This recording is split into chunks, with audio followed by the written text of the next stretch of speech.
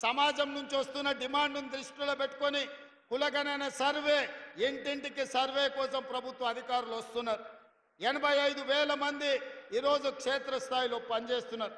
8,500 మంది వాళ్ళను పర్యవేక్షిస్తున్నారు.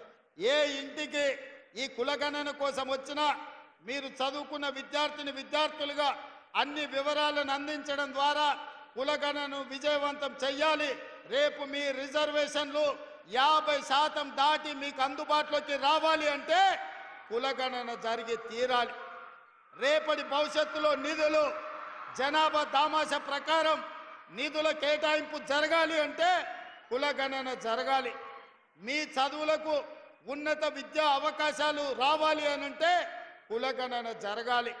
మీ ఉద్యోగ ఉపాధి అవకాశాలు మీ తలుపు తట్టాలి అంటే ఈ రాష్ట్రంలో కులగణన జరగాలి.